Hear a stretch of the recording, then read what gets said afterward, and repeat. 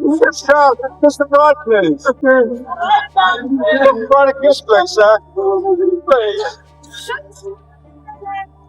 The document had been missing for 18 months, and almost nobody outside a handful of senior palace officials even knew it existed, which made its disappearance easier to conceal but no less catastrophic. In the final weeks of her life, Queen Elizabeth had quietly written a private will, separate from her official estate documents, containing instructions about family matters she wanted handled with absolute precision. When archivists finally uncovered evidence suggesting the will had been deliberately destroyed, a full-scale investigation was launched, one that threatened to expose what might be the most shocking revelation in modern royal history. Security footage, recovered emails, and witness testimony all pointed toward the same two individuals, creating a storm of suspicion that rippled through the palace.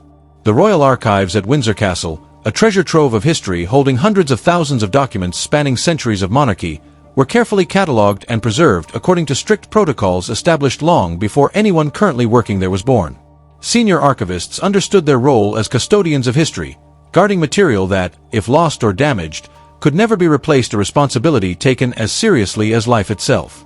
It was during a routine inventory check, one of the annual audits designed to ensure nothing had gone missing, that the first discrepancy appeared. A document listed in the Queen's final year registry was nowhere to be found in its designated location. Initially assumed to be misfiled, a common occurrence in such a vast collection, the document remained unaccounted for even after a broader search.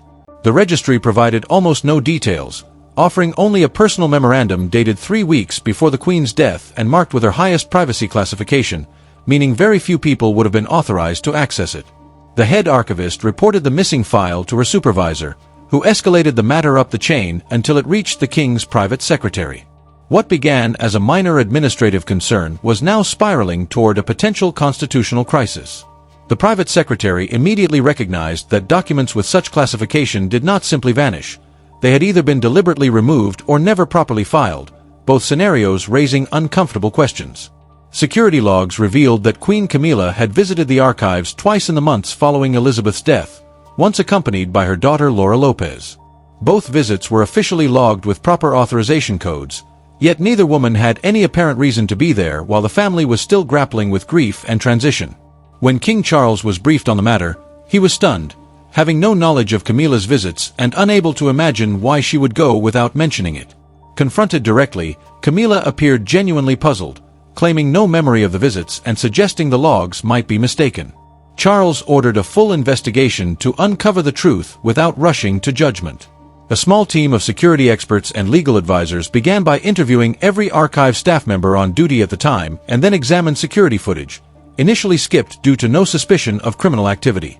Though grainy and focused on entrances rather than aisles, the footage confirmed that Camilla and Laura had indeed been present, spending significant time in the section where the missing document should have been and leaving with materials they had not brought in. Charles watched the footage in stunned silence, his expression betraying nothing yet described by those present as terrifying in its controlled shock, the kind that comes when the mind struggles to absorb a reality too vast to comprehend. When the footage ended, he asked one simple yet monumental question. What was in the missing document? Investigators admitted they did not know for certain, as the registry entry provided minimal detail, though other files suggested the document concerned the Queen's private wishes regarding family matters. The missing document concerned relationships and potential future arrangements within the royal family, a revelation that triggered a memory for King Charles. In one of their last private conversations, Queen Elizabeth had mentioned wanting to put certain things in writing so her wishes could not be disputed, and Charles had assumed she meant her official will, properly executed and filed. But now he wondered if she had created something separate, something far more personal, addressing matters the official will could not or should not touch. The implications were staggering. Charles authorized the investigation to expand, bringing in additional resources and authority, determined to uncover exactly what had been destroyed, why, and whether Camilla had acted alone or with others. Most importantly, he needed to know if his wife had betrayed not just the monarchy, but also his mother's memory and his own trust. Weeks of meticulous work followed, during which Charles maintained a normal public appearance while internally preparing for the possibility that his marriage rested on foundations far shakier than he had ever imagined. Investigators methodically interviewed anyone with knowledge of Queen Elizabeth's final months, including private secretaries, doctors, and ladies-in-waiting, and a key secretary confirmed the explosive truth. The Queen had indeed created a private will in her final weeks, personally working with a trusted solicitor. The document, designed to cover matters the official estate documents could not, addressed personal wishes about family dynamics and future arrangements. The secretary had witnessed the Queen finalize it, her trembling hands betraying both her weakening physical state and fierce determination. The will had been sealed and placed in the archives under the highest security classification, to be opened only upon the Queen's death and read first by the new monarch. The revelation became even more explosive when the secretary disclosed that the will contained explicit instructions regarding Camilla's role in the family. Elizabeth had serious private reservations about Camilla becoming queen consort, and while she had suppressed them publicly for family unity, she insisted on recording them privately. The will stipulated that Charles could marry Camilla, but with strict conditions. She must not interfere with succession, maintain distance from certain state functions, and respect the institution above personal ambition. The news hit Charles like a physical blow. His mother's public support had masked private doubts serious enough to write into law. With the document destroyed, those safeguards were gone, and if Camilla had known its contents and deliberately eliminated it, it was a betrayal of breathtaking audacity. The investigation intensified, aiming to prove not only the destruction but also that Camilla and Laura had known the will's contents and targeted it deliberately. The breakthrough came through digital forensics. Camilla's personal computer, examined with legal authorization, revealed deleted emails dated shortly after Elizabeth's death. The messages, though vague, clearly referred to a document in the archives, with one email from Laura to Camilla asking whether they should proceed with the plan, and Camilla's chilling reply, "Yes, take care of it completely. No trace." Though the emails never explicitly named the will, the timing, context, and subsequent disappearance of the document formed a nearly undeniable circumstantial case. Forensic analysis of the storage area where the will should have been revealed traces of ash absent in routine cleanings, matching the high-quality paper used for royal documents. A maintenance worker confirmed being asked by a woman matching Laura's description to light a fire in an archive fireplace on a specific date, claiming she was cold, and the timing aligned perfectly with one of Laura's visits. She had stayed alone with the fire for nearly half an hour, enough time to reduce a delicate royal document to ash, ensuring no fragments remained. When the full evidence was presented to Charles, it was overwhelming. Physical proof of their presence, digital proof of planning, forensic traces of destruction, and eyewitness testimony, though legal confirmation would require further steps. What remained uncertain was the degree of Camilla's involvement had she initiated the plan, or had she been drawn in by Laura. The distinction mattered both legally and personally, and Charles needed clarity on his wife's role and motivations before confronting her. Investigators advised him to face her directly, believing that, when presented with the evidence, she might confess and reveal the missing pieces of her reasoning. Charles wrestled with how to approach the meeting. This was not merely a matter of institutional wrongdoing. This was his wife, potentially erasing his mother's final wishes, deceiving him for 18 months, and undermining the very foundation of their marriage. He could barely reconcile the woman he thought he knew with someone capable of such calculated betrayal, though part of him still clung to hope that there might be an explanation to soften the appearance of her actions. But as he reviewed the evidence repeatedly, that hope faded. Camilla had conspired with her daughter to eliminate the restrictions Elizabeth had imposed and had lied about it. When the truth became undeniable, Charles arranged a private meeting in his study at Clarence House, a secure location, offering no hint of the storm about to break. Camilla arrived expecting a mundane discussion, but Charles asked directly if she had anything to tell him about her visits to the royal archives. She repeated her claim of having no memory, suggesting the logs must be mistaken. Charles then turned on a laptop, played the security footage, and showed her moving through the archives. Confusion shifted to recognition, then fear, and when she attempted to speak, he silenced her. "I have seen the footage. I have read the emails between you and Laura. I know about the fireplace and the ash. I know you destroyed my mother's private will. What I want to understand is why." Tears formed as she initially denied everything, but Charles methodically presented each piece of evidence: deleted emails, forensic findings, eyewitness accounts, until denial became impossible.